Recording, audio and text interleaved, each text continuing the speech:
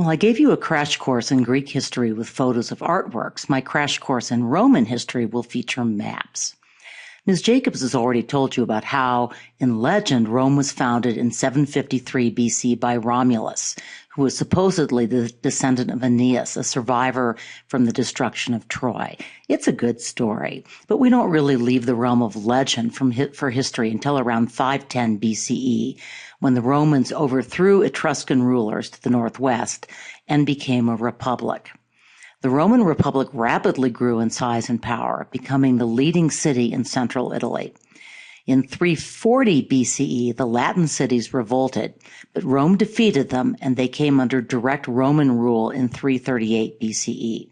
The area in red represents the area Rome ruled by the middle of the 4th century BCE.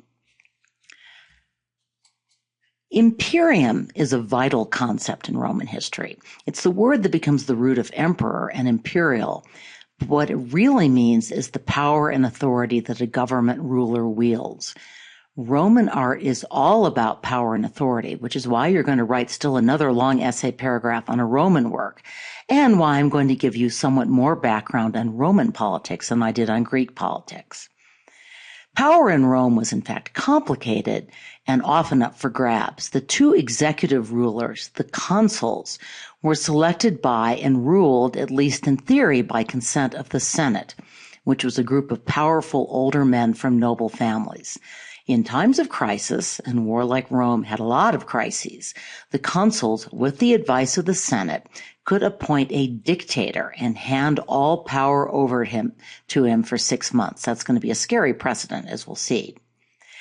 Roman patricians or nobles vied for political and military leadership, which conferred dignitas. While this is the root of our word dignity, it really means much more. It means stature, honor, popularity, importance in the citizenry.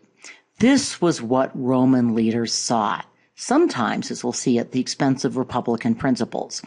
So dignitas is a good term for you to remember because so much of Roman art is actually an attempt to capture this sometimes elusive quality of dignitas.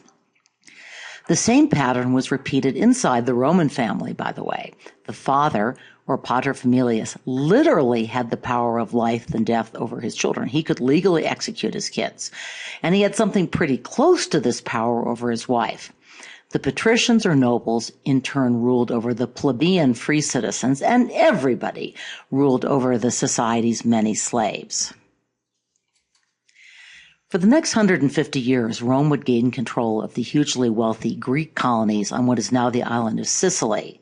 And then they fought a long and bloody battle with Carthage for control of the Mediterranean. The Roman Republic also expanded further into northern Italy as it conquered the Celtic tribes who ruled there. From an art history standpoint, the conquest of the Greek colonies in Sicily was hugely important because the Roman army hauled back wagon loads of Greek sculpture and its citizens were hooked. From here on, Romans would be dedicated art collectors and imitators of Greek art.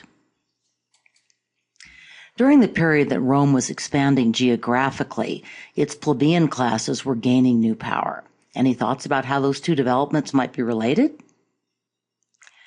Well, the plebeians had one great bargaining chip, which was that an expanding state needed more soldiers. In other words, it needed military service. Over time, the plebeians gained a greater voice in the Republic and greater access to political power, mostly by proving necessary to Roman military endeavors. The tribunes, for example, were elected by the plebeians and in theory had veto power over decisions of the Senate. But I don't want to exaggerate social mobility in Rome. From the mid-3rd to the mid-2nd century, just 26 families provided 80% of the consuls, and 10 families accounted for almost half of the consuls. These were the families that dominated the Senate as well, and the faces you'll see when we turn to Republican sculpture in just a few minutes. Rome faced the greatest ever threat to its existence when the Carthaginian general Hannibal crossed over the Alps from Carthage's territories in Spain and attacked Italy. But he did not succeed in taking Rome. And when Rome built a navy, it actually took them several tries to build a navy because they were lousy sailors. But when they built a navy to attack Carthage, Hannibal was called back home. In 202, Rome finally defeated Carthage and pretty much assumed control of the Western Mediterranean. This forced Rome to think about how to deal with its conquered peoples. One answer was to give conquered land to poor Roman soldiers, which, as you might imagine, created quite an incentive to fight. Italians near Rome were generally granted Roman citizenship, while other conquered states became allies of Rome with more limited rights. This flexibility and willingness to adopt what was best in other cultures and combine it with Roman ideas is eclecticism. And it's another important theme of this unit. Eclecticism means taking from, basically column A, B, and C if you think of a Chinese restaurant menu. The Romans were always ready to beg, borrow, or steal good ideas, as long as they stayed in charge. Well, if imperial republic sounds like a contradiction in terms, it was. Rome now had to figure out how to rule huge swaths of territory and their subject people. Military service had impoverished many small farmers.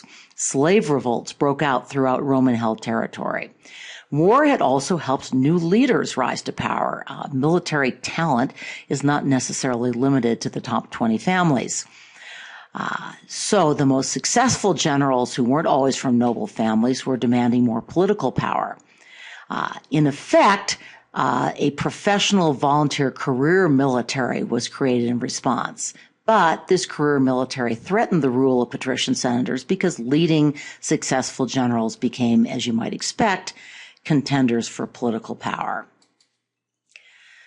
So the first century BCE witnessed the rise of a series of powerful military leaders. By the way, I am going through Roman history at such a fast clip. This is such interesting stuff.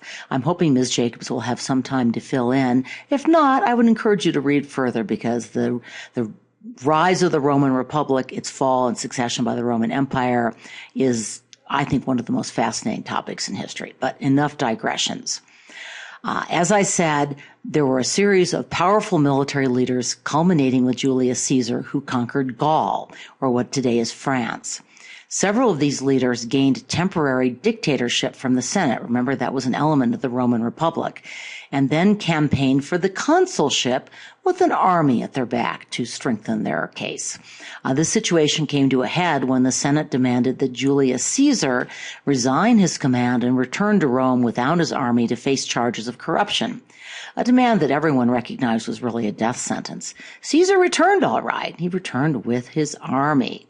Caesar's march into Rome at the head of an army sparked first a civil war and then his own assassination. After still more civil war, his nephew Octavian would succeed him and become Caesar Augustus, the first Roman emperor. And that's where I'm going to stop my mad dash through Roman history for now.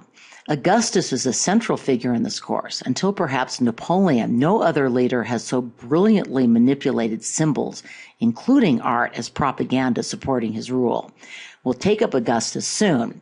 Meanwhile, let's look at the art of Republican Rome. I mentioned that in 211 BCE, the Romans conquered Syracuse and what is now Sicily and hauled back a whole lot of Greek art. The historian Livy referred to what followed as, quote, the craze for works of Greek art, unquote. Your book has another quote from Plutarch that I liked. Quote, Romans, who had hitherto been accustomed only to fighting or farming, now began affecting urbane opinions about the arts and about artists, even to the point of wasting the better part of a day on such things.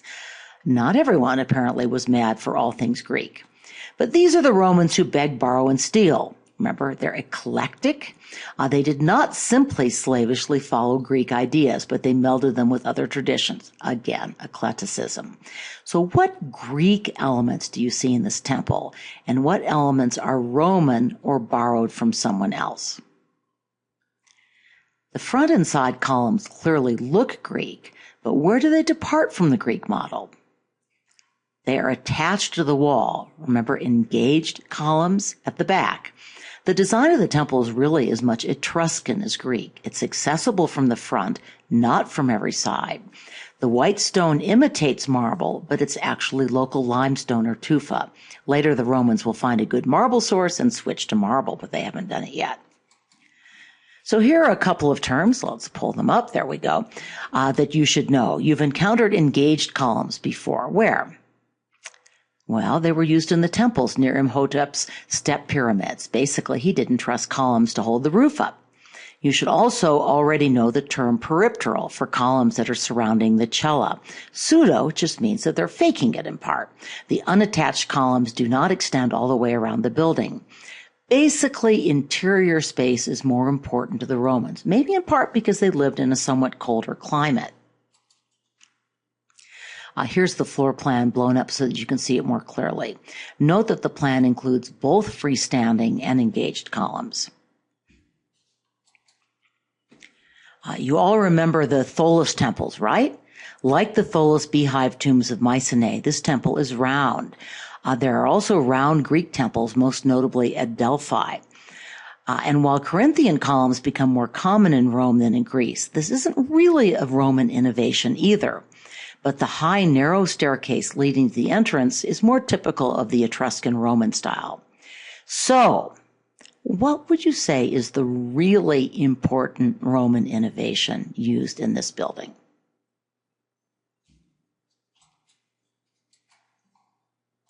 There we go. You're going to get a brief break from the disembodied voice while you learn more about Rome's architectural secret weapon. Concrete offered architects huge advantages beyond the ability to build underwater. Post and lintel architecture required a lot of support, not necessarily Imhotep's engaged columns or the heavy squat columns of early Doric temples, but it still did not lend itself to vast open internal spaces.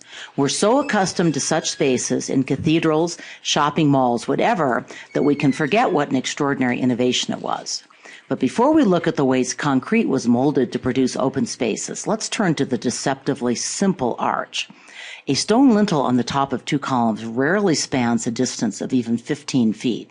Because of the way the arch employs the geometry and physics of countervailing pressure, it can span a distance of up to 150 feet.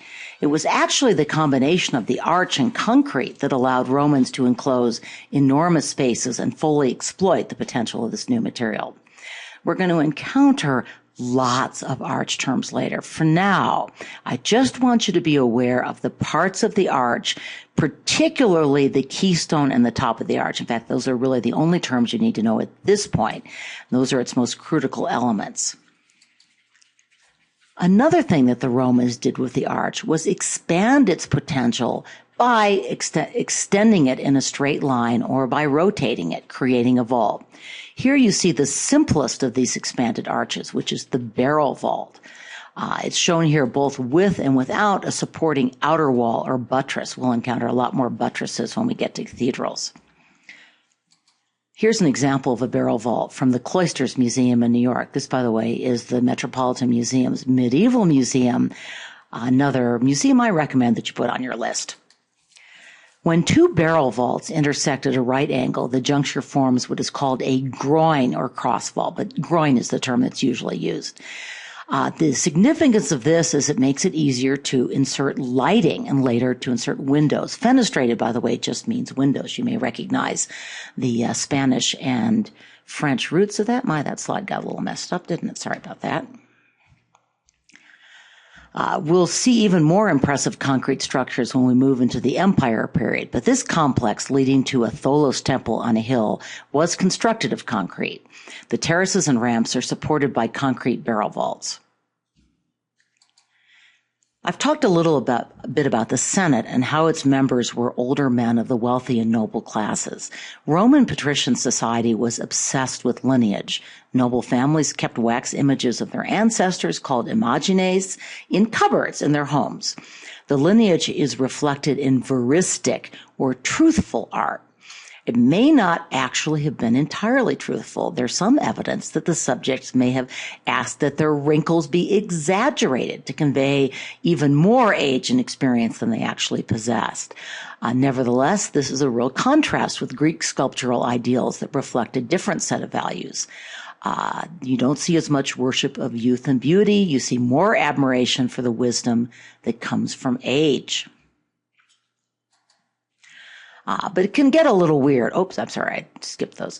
It can get a little weird. This general's portrait combines the age and wisdom in his facial features with a body that looks like he hangs out 2 or 3 hours at the gym. Presumably, this is intended to convey vigor and physical strength. I would say it mostly just comes off weird. So what do you do if you don't have illustrious ancestors? I mentioned that the Republic, and especially the late Republic, was a time when new men were rising, often through military prowess. Slaves, likewise, sometimes gained their freedom and new status as Roman citizens. So how did they use art to convey that status? These are tomb facades of 2 former slaves who are shown flanking their former master. Note how they mimic his stern frontal demeanor. I think these almost look like Egyptian statues. Here's a frieze or funerary procession for a freed slave. Does it remind you of any work in our last unit? Maybe the funeral scene from the Diplion crater? I mentioned that Julius Caesar defied the Senate. Here's another act of defiance, having his own likeness and not that of a god or ancestor, minted on coins during his rule. We're going to be moving on now to Pompeii, and most notably the spectacular wall paintings that were preserved in Pompeii, which I'll talk about in my next lecture. This aerial view, though, gives you a sense of how Pompeii or any other Roman city would have been constructed. At the center of the city was the Forum, where politics and business were conducted in the open air. The temple is typical of Roman eclectic. Local limestone tufa covered with stucco to imitate marble, and, like the Temple of Portunus that we've already seen, combining an Etruscan plan with Corinthian columns. But note that Roman temples are jammed right into the city with the shops and the public buildings, a contrast with the Greeks' tendency to site their temples on hills away from the center of action. Rome was all about getting business done, including religious business. Oops. There we see some of those different parts of the Roman city. And here you see 2 views of Pompeii's amphitheater. How did this differ from a Greek theater? How did concrete make this possible? Well, a Greek theater would be built in a semicircle into a hill so that dirt could be used to support the seats. Concrete, by contrast, provided its own support. We're heading toward the Colosseum here. We'll look at painting in the next lecture, but I've included this painting now because it gives such a clear view of the amphitheater's double staircase. The painting also shows the cloth awning or velarium that could be rolled down to protect spectators from sun or rain. Well, I think that's enough to cover for now. I'll start with all those scary Roman house terms in my next lecture, and then we'll move on to Roman painting and the brave new empire of Caesar Augustus.